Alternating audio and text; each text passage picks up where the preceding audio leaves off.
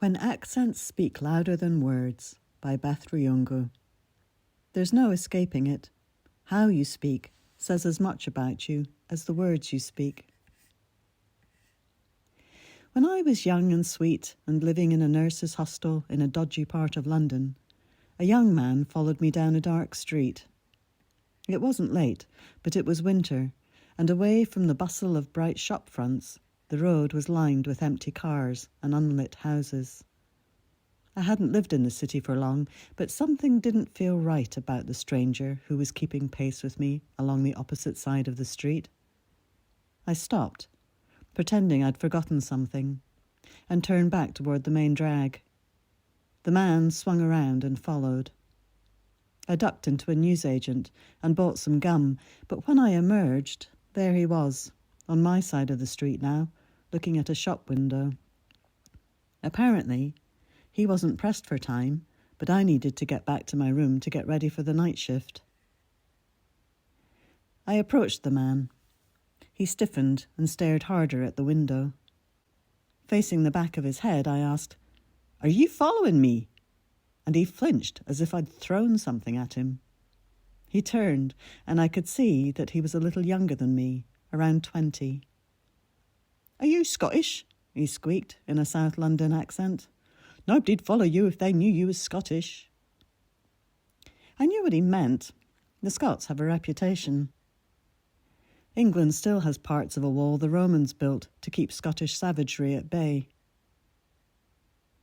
After a short discussion about what happens in downtown Glasgow on a Saturday night, the two of us reached an unspoken agreement that neither of us would attack the other. Then my new friend walked me back to the hostel because it isn't safe for girls to walk around here on their own. Scottish accents come in many varieties, and when I feel threatened, mine defaults to the one I learned as a child, the one that sounds nothing like how I learned to speak at home.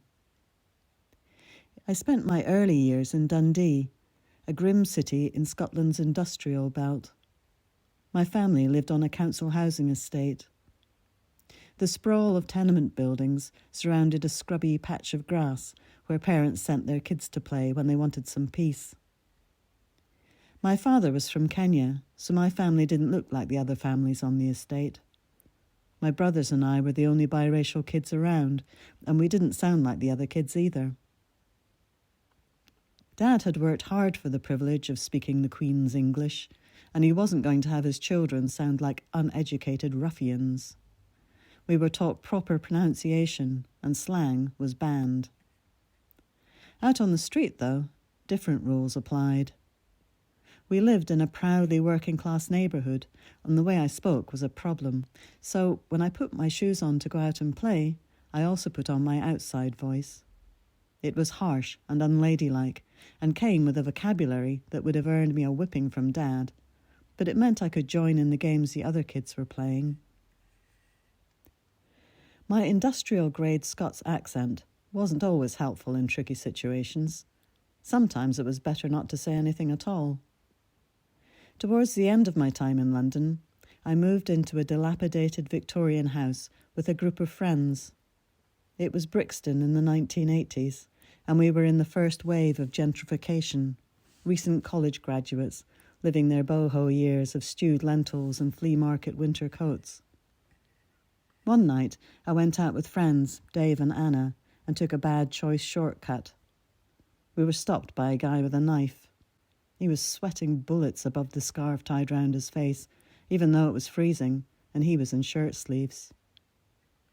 Dave and I quietly reached for our mugger funds, small amounts of cash kept separate from our valuables. But Anna wasn't having it, and piped up with, "Hey, we live here too, you know." Anna had the kind of Downton Abbey accent that could stop a thoroughbred at full gallop. Suddenly, the man holding the knife didn't look scared. He looked like a grenade with the pin removed. Fortunately, Dave worked in a crisis centre and had the wherewithal to keep calm and make a connection. He gravely locked eyes with the man and said in a local accent, "You all right, mate?" Then he shoved Anna toward the main street, and it was over. In happier times, Anna showed me the positive uses of an upscale accent. On our adventures around town, we only ever used the bathrooms of the best hotels. Unlike Anna, I didn't look like a rich kid, but I learned the accent of one and when to use it. It was helpful when I went to South Africa in 1986. It was the tail end of apartheid, but segregation was still heavily enforced. My British passport gave me the dubious status of honorary white, but that wasn't obvious to the lifeguard watching over Durban Beach. He stood on his chair, blowing his whistle, while my American friend and I scanned the surf for danger. Then I realised the danger was me.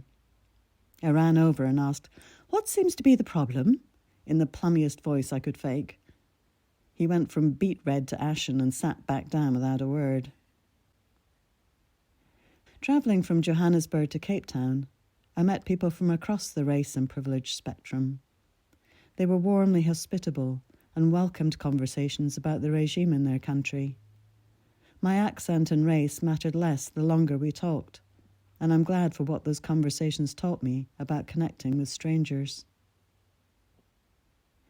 Now that I've been living in the States for 20 years, my default accent has settled into mid-Atlantic.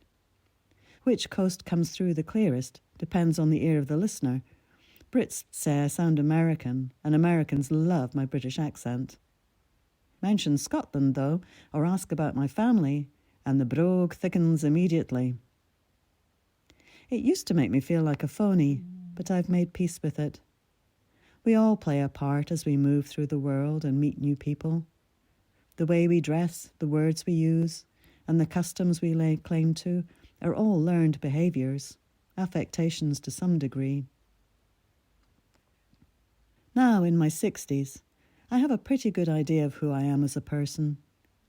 If playing with how I present myself helps me meet more people and learn more about how they live, I'm happy to do it. If I can make someone feel like I'm less of a stranger, less of a threat or a mystery by moderating how I speak, then that feels like the friendly thing to do. Do you feel like your life is ruled by an ever-ending to-do list these days? Need to take a break and feel something different? Subscribe to Whole Stories Shortly and receive a weekly story that's short enough to fit your schedule and long enough to help you feel like you escaped it for a while. There's a link in the show notes if you're listening on the podcast app. See you next time.